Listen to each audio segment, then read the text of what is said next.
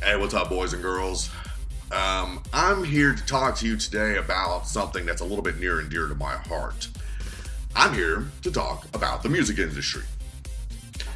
I'm here to air out some grievances that I have about the music industry. Most notably, I'm here to talk about one label, one artist. For those of you who are new to this channel, who have never subscribed, who've never seen anything that I put out there, let me tell you a little bit about me. I have been actively writing, self-producing, releasing my own music for almost 8 years now. To my credit, I have released 3 full-length albums, 5 EPs, 4 singles. And I'm working on my 4th full-length. I also play bass in a pretty popular death metal band out here in Oklahoma City who has released 2 EPs, 1 single, and we're working on a full-length as we speak as well. I've been doing this for quite a while.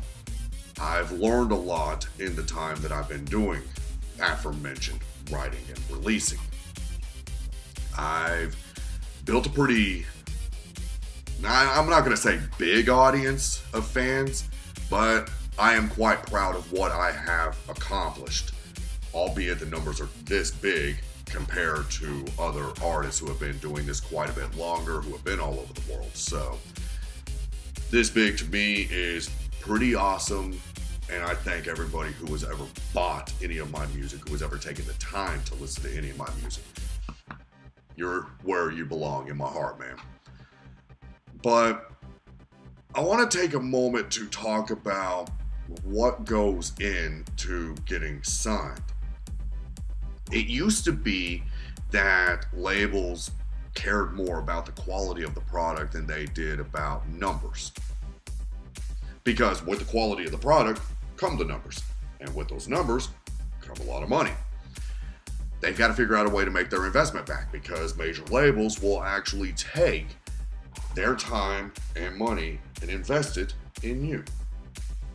They'll give you the money that you need to go to a studio here, record your album, give the demos to the label. If they like it, it gets released. If not, you'll get a little bit of feedback and about, hey man, instead of this, do this. These guys have been in the business for many, many years, some multiple decades. With that being said, they used to care about what the artist was putting out there. They used to care about making something catchy so that people will actually hear the earworm, get hooked, buy the product. But then with the admin but then with the increase in popularity of things like social media, those things have been taken one step even further. You got YouTube here, where we're at right now. That became a very popular means of being able to track the ability of the artist. Some of these guys, myself included, will actually use programs like iMovie, Final Cut Pro, things like that, and actually create their own music videos. It doesn't have to be anything fancy, man. It could be just like a picture of the album cover, and then your music is underneath that, and there you go. Little 3 to 6 minute song, 3 to 12 minute song, depending on whatever the genre is. Along the way, though, they start seeing the likes, and they start seeing how many views each individual video gets. And then along with that, how many total views for every single video combined. How many views is that artist generating in a year? Personally, I haven't really gone anywhere. On my channel, I've got a little over 2,000. To become monetized in YouTube world, you have to exceed 10,000. So I'm on a quest. And it's gonna happen. But the fact is labels are now looking at these numbers along with followers on sites like Instagram, Facebook, Twitter, Tumblr, whatever the heck, you know. However it happens, they tally those numbers and they get the dollar signs in their heads based on this, as opposed to the actual legit talent. Notably, where this is going, one particular label is ringing that bell here as far as how they're tallying the things. Atlantic.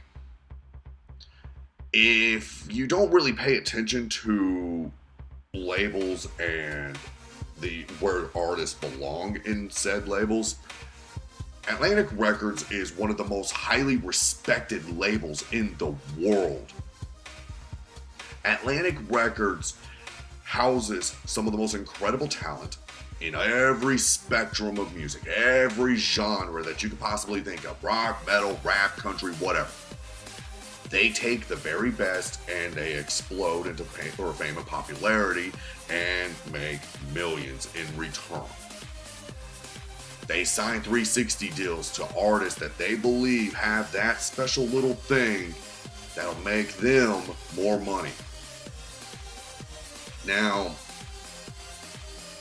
Atlantic houses artists like Led Zeppelin, like Sean Puffy Combs, the late Notorious B.I.G., AC/DC. The list goes on and on and on and on. With some incredible talent. Some unknown names are on there as well that are getting more popular in their respective communities and whatnot. But, to each their own.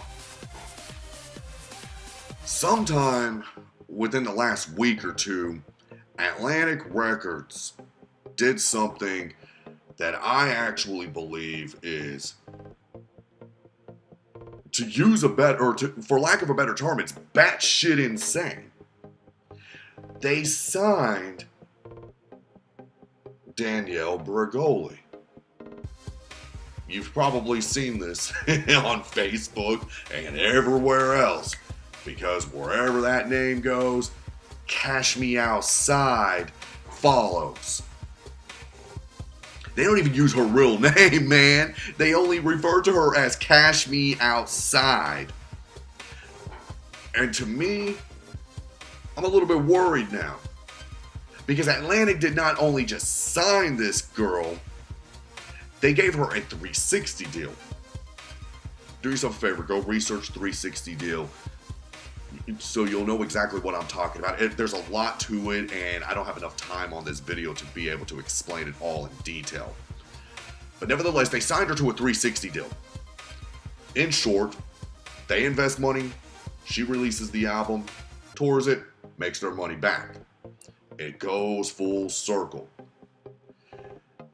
Now, Danielle Bregoli, for those of you who don't watch TV or have been under a rock and, just really haven't paid any attention, got her 15 minutes of fame on Dr. Phil by being a vulgar, abusive child. Danielle Bregoli is only 14 years old. She was on Dr. Phil on one of those "my out of control teen" type segments, verbally berating and abusing her mom, and then looks at somebody and says, "Cash me outside, how about that?" And the internet took off, and there's hundreds of millions of memes with her dumbness on there. Dumbness is now a word. But suffice it to say, though, over that time, her Instagram got over 1 million followers. She's gotten millions more friends and followers between Facebook and Twitter. And then wherever her name is out there, they've gotten followers, or she's gotten followers as a result of her appearance in Dr. Phil. And the use of the memes. She is now the poster child of what a morally bankrupt dumbass looks like. Personal opinion, I stand by my words.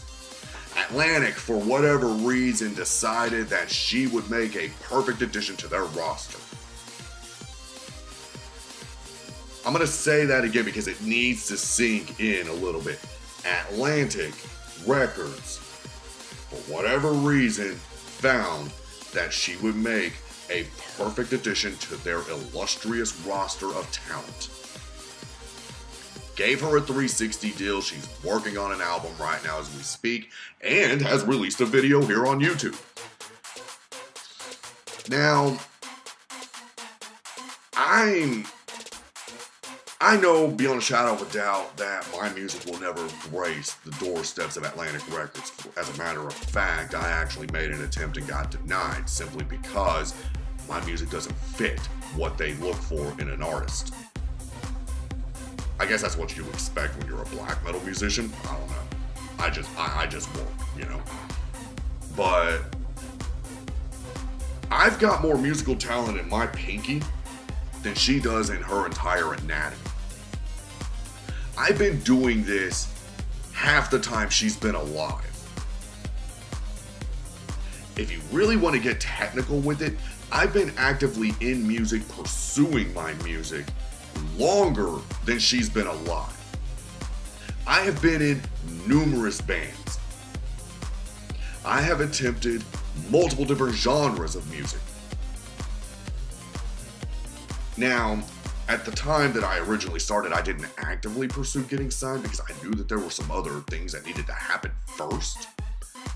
But what bothers me about this the most is Atlantic, who houses Sean Combs, Jay-Z, Kelly Clarkson, AC/DC, other artists like that, who also houses smaller independent labels within their paradigm, collectively follows the same protocol when getting an artist. They have to have a presence on stage, they have to have talent, and they have to be marketable. Biggest thing right there, it has to be marketable. Danielle Bregoli is a PR nightmare. Why risk your reputation to sign her? If I was head of Atlantic Records and some moronic sap came to me and said, "Hey man, let's sign the Cash Me Outside girl," I would have fired the guy. I seriously would have fired the guy, because there is nothing good about what she says or who she is or what she does. There's nothing. She is the flavor of the week. She is nothing more than a no talent. I am not even going to finish that thought. She is a no talent hack that has no business being given a 360 deal when there are thousands of other artists out there who have far more superior talent than she does. And yet, for whatever reason, the Instagram, the Facebook, the Twitter, and however many other social media numbers outweighed the actual material. It outweighed her musical ability. There is no musical ability in what she does. She can't even properly pronounce the words "catch me outside." How about that? You know, I may have just gone out on a limb and went a little extreme on that bit there, but for the love of God, man, there are hundreds, if not thousands, of other bands that would love to be signed to Atlantic Records simply because of the reputation they bestow, only to be kind of brushed aside because the flavor of the week needs a contract. That's on you, not me. I'm not signed to you. It's not my business. I'm just a man speaking his opinion. I want to know what you think. I want to know your honest opinion. If you actually like what she put out there, by all means, man, just comment on it. I don't care if it's a bad thought or a good thought. I just want to know what your thoughts are. Leave it in the comments below. Hit that little subscribe button. There's going to be more videos to come. You got my word on that. Peace.